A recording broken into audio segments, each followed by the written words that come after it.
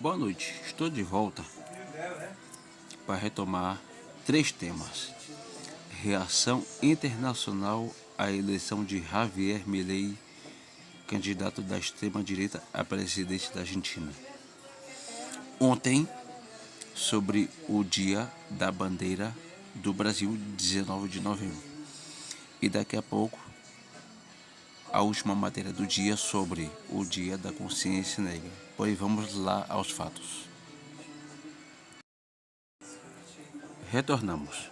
Agora vamos ver líderes internacionais reagem à vitória de Milei. Vamos ao primeiro. Milei pelo mundo. A diretora-geral do FMI disse que espera trabalhar com a nova administração para implementar um plano para a estabilidade econômica do país. Quem tem mais detalhes é a Priscila Yasbeck, que traz essa repercussão, então, hoje, importante, né, Priscila, pelo mundo da vitória na Argentina, no resultado das eleições, e como é que isso vai impactar economicamente também. Oi, Ju, bom dia a todos que nos acompanham. Diversas reações, tanto de líderes de esquerda quanto de direita, pelo mundo. Que se percebe é que as reações de líderes de direita são mais efusivas, claro, e as reações de líderes de esquerda são mais discretas. Eles elogiam um processo democrático, mas em alguns casos não chegam a mencionar especificamente Milei, como é o caso do presidente Lula. Vou trazer então os relatos de alguns desses líderes, começando então pelo ex-presidente dos Estados Unidos, Donald Trump, que fez uma postagem nas redes sociais parabenizando Milei pela vitória, disse que o mundo todo estava assistindo e que está muito orgulhoso de Milei. Ele falou que Milei mudará o país e que realmente tornará a Argentina grande novamente, fazendo uma referência então ao slogan que Trump usava então durante sua campanha, durante o seu mandato, de Make America Great Again, né? Aquele slogan que ele usava então nos Estados Unidos. Milei, vale falar, é um admirador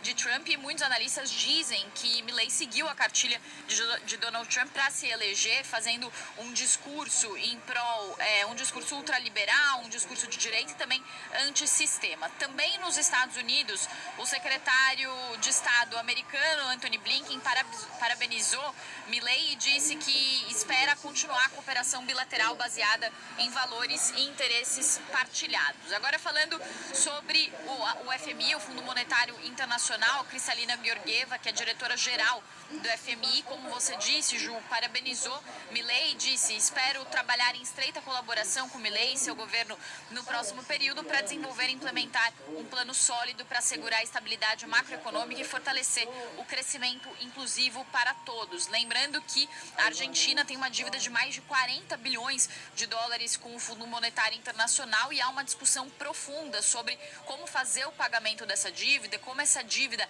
acaba deteriorando e piorando também a situação da Argentina, com uma desvalorização muito forte da sua moeda, e também há uma discussão sobre flexibilização das regras exigidas pelo FMI como contrapartida desses empréstimos. Então, essa foi a reação de Kristalina Georgieva. Agora, falando sobre as reações de políticos da América do Sul, o ex-presidente da Colômbia, Ivan Duque, que foi presidente entre 2018 e 2022, quando perdeu as eleições para Gustavo Petro, fez uma postagem nas redes sociais, disse: hoje a democracia triunfou e o populismo, a demagogia e o Grupo Puebla foram derrotados. Lembrando que o Grupo Puebla é um fórum político com representantes de esquerda, e aí depois dessa postagem de Ivan Duque, Gustavo Petro, atual presidente da Colômbia, repostou essa mensagem e disse o seguinte: ganhou a extrema-direita na Argentina, é a decisão de sua sociedade. Triste para a América Latina e você verá, 3 pontinhos, e diz: o neoliberalismo não tem mais proposta para a sociedade, não pode responder aos problemas atuais da humanidade. Foi uma das falas mais incisivas, então, dos líderes latino-americanos sobre a vitória de Milei. O presidente do Uruguai, Luiz Lacalle Pou, que é de centro-direita, também parabenizou Milei, disse que saúda o presidente eleito e que tem muito a trabalhar em conjunto e melhorar as relações relações bilaterais. Agora falando sobre algumas das relações de líderes da Europa. Charles Michel, que é presidente do Conselho Europeu, parabenizou Milei, disse que o povo da Argentina falou por meio de eleições livres e democráticas, disse que a Argentina é um parceiro próximo da União Europeia e também fez uma menção a Alberto Fernandes, atual presidente da Argentina, disse que agradece a Fernandes pela excelente cooperação nos últimos anos e disse que aguarda ansiosamente a continuação dessa cooperação em benefício dos nossos povos. Também o presidente ucraniano Volodymyr Zelensky se manifestou sobre a vitória de Javier Milei, parabenizou Milei pela vitória que ele chamou de convincente nas eleições da Argentina e disse: aprecio a sua posição clara de apoio à Ucrânia, estou ansioso para trabalharmos juntos para fortalecer nossa cooperação e restaurar a ordem internacional com base no direito internacional. Alguns líderes também ainda não se manifestaram. É o caso do presidente francês Emmanuel Macron, inclusive no grupo do Palácio do Eliseu, jornalistas perguntaram se ele não vai enviar uma manifestação sobre a vitória de Milei, mas por enquanto ainda não se manifestou. Outros líderes da Europa também ainda não se manifestaram, mas lideranças de partidos de direita se manifestaram. É o caso, por exemplo, do líder do Vox, que é um partido de extrema-direita da Espanha, Santiago Abascal, fez uma postagem também dizendo: viva a Espanha, viva a Argentina, vivam livre do socialismo e soberanas. Agora, para finalizar, falando sobre as reações na Ásia, a China se manifestou por meio do seu porta-voz do Ministério de Relações Exteriores e disse: estamos prontos para trabalhar com o lado argentino para continuar a nossa amizade, impulsionar o nosso desenvolvimento e revitalização com cooperação de ganhos para todos e promover desenvolvimento estável de longo prazo nas relações. Também personalidades de outros setores, inclusive empresários, se manifestaram. Para finalizar com mais uma declaração, Elon Musk tweetou nesse domingo também uma mensagem sobre a vitória de Milei, que se tornou um post que se tornou muito rapidamente viral e acumulou centenas de milhares de reações, e ele disse que a prosperidade está à frente da Argentina. Volto com você, Ju. Hoje, 19 de novembro, é o dia da Agora nós vamos colocar uma pequena reportagem sobre o Dia da Bandeira. A reportagem é de um canal de comunicação, TV Brasil. Vamos conhecer um pouco mais sobre esse símbolo nacional. Hoje, 19 de novembro, é o dia da bandeira. De ontem. Vamos conhecer um pouco mais sobre esse símbolo nacional. O Repórter Brasil explica. A atual bandeira brasileira foi adotada no dia 19 de novembro de 1889, 4 dias depois da proclamação da República. A ideia foi do professor Raimundo Teixeira Mendes, seguidor do positivismo, uma corrente de pensamento hoje considerada autoritária. O lema Ordem e Progresso é típico do positivismo. As cores foram herdadas da bandeira imperial, mas a tradição popular construiu a versão de que o verde representa as matas, o amarelo o ouro, o azul o céu e o branco a paz. As estrelas correspondem aos 26 estados e ao Distrito Federal. A estrela acima do lema representa o Pará. É que este estado era o mais ao norte do país na época da criação da bandeira. As proporções entre as figuras geométricas, a graduação das cores, as formas para dobrar ou hastear a bandeira, tudo isso tem que obedecer à legislação, como a Lei nº 5.700 de 1971, que trata dos símbolos nacionais. E agora nós vamos finalizar o dia sobre o 20 de novembro, Dia da Consciência Negra. Vamos para a matéria. O Dia da Consciência Negra, o dia 20 de novembro de 1655 e 1695.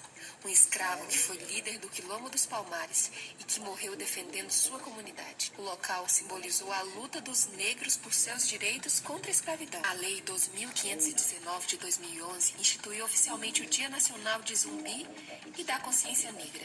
No calendário escolar nacional, a data foi incluída em 2003. A origem do Dia da Consciência Negra está ligada aos esforços dos movimentos sociais para evidenciar as desigualdades históricas que marcaram as populações negras e pardas no país. Mas quem foi Zumbi dos Palmares?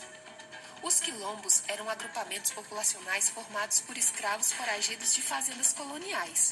Nos quilombos, muitas vezes escondidos em meio à mata, os ex-escravos organizavam suas vidas para garantir sua subsistência e tinham liberdade para reproduzir livremente a cultura de seus ancestrais africanos, ao contrário de seguir preceitos da Igreja Católica.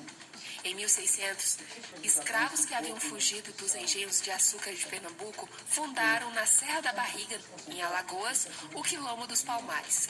O local chegou a congregar 30 mil pessoas. Em 1644, os holandeses falharam em sua tentativa de invadir o Quilombo. 10 anos depois, os holandeses foram expulsos da região pelos portugueses. Zumbi foi o último líder da República dos Palmares. Ele nasceu em 1655 no Quilombo, mas ainda criança foi aprisionado por colonos portugueses e dado ao padre Antônio Melo, que o batizou como Francisco. Ele conseguiu retornar anos depois para os Palmares, no período em que o governo da capitania de Pernambuco negociava com as lideranças quilombolas que se submetessem à coroa portuguesa. Porque, dia 20 de novembro, a data de sua morte, descoberta por historiadores no início da década de 1970, motivou membros do movimento negro unificado em um congresso realizado em São Paulo no ano de 78 a elegerem a figura de Zumbi como um símbolo da luta e resistência dos negros escravizados no Brasil, bem como da luta por direitos que os africanos brasileiros reivindicavam.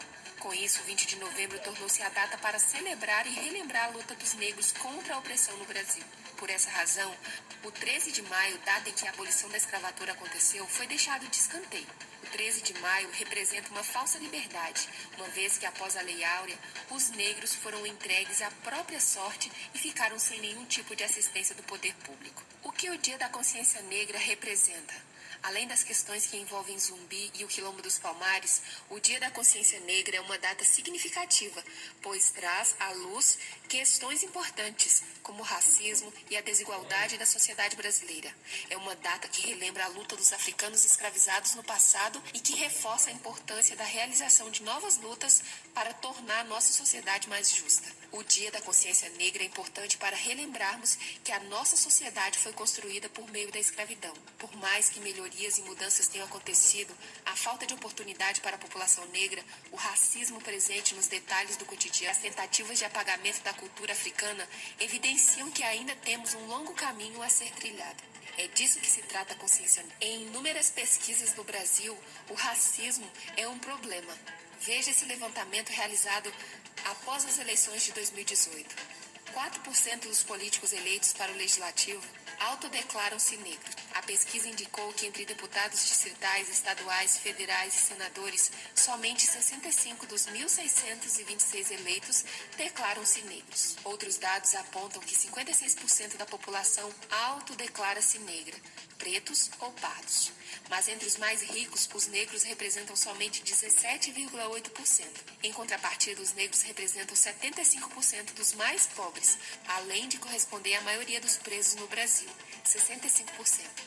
Além disso, os negros são mais condenados que os brancos quando são processados por posse de drogas. Não só a justiça demonstra ser mais rigorosa contra os negros, mas a polícia também, uma vez que 76% dos mortos pela polícia são negros. Os preconceitos não param por aí.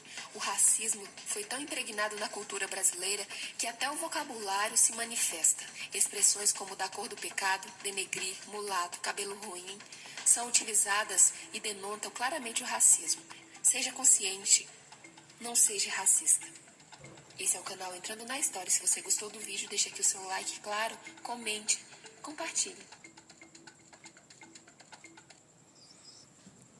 E vamos encerrando por aqui. Ficou bem claro, né? Argentina, Dia da Bandeira e Consciência Negra.